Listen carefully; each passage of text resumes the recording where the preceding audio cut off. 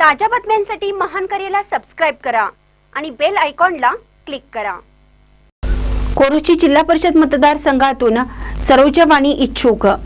तारदाळ गावचे माजी लोकनियुक्त सरपंच यशवंत वाणी यांच्या पत्नी सौ सरोजा यशवंत वाणी या आगामी कोरोची जिल्हा परिषद मतदारसंघातून निवडणूक लढवण्यास इच्छुक असून त्यांच्या समर्थकांनी तयारीला सुरुवात केली आहे। माजी सरपंच यशवंत वाणी यांनी आपल्या कार्यकाळात केलेल्या विविध विकास कामाच्या पार्श्वभूमीवर आमदार राहुल आवाडे, प्रकाश आवाडे व सुरेश आळवणकर यांच्याकडे जिल्हा परिषद उमेदवारीची मागणी करण्यात आली आहे। कोरोची जिल्हा परिषद मतदारसंघात सर्वसाधारण महिला आरक्षण लागू झाले असून त्यामुळे अनेक इच्छुक उमेदवारांची गर्दी पाहायला मिळत आहे। यशवंत वाणी सरपंच असताना कोरोना महामारी सारखा गंभीर प्रसंग उद्भवला होता। त्या काळात त्यांनी माणगावच्या धर्तीवर ग्रामपंचायतीच्या माध्यमातून कोविड सेंटर सुरू करून अनेक रुग्णांना दिलासा दिला होता।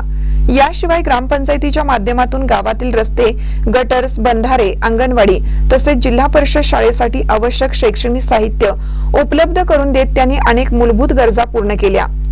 सामाजिक बांधिलकी जपत नागोबा मंदिरासाठी 15व्या वित्त आयोगातून निधी मंजूर करून देण्यात आला।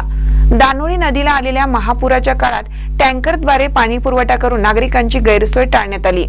तसेच स्वतःच्या वाढदिवसानिमित्त विविध ठिकाणी वृक्षारोपण करण्यात आले।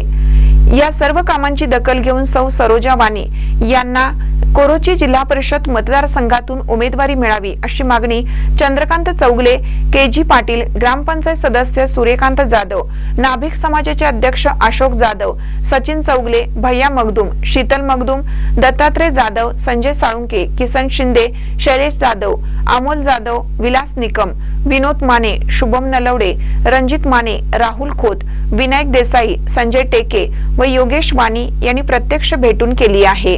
महानकर न्यूजसाठी बसगोंडा कडेमणी, तारदाळ।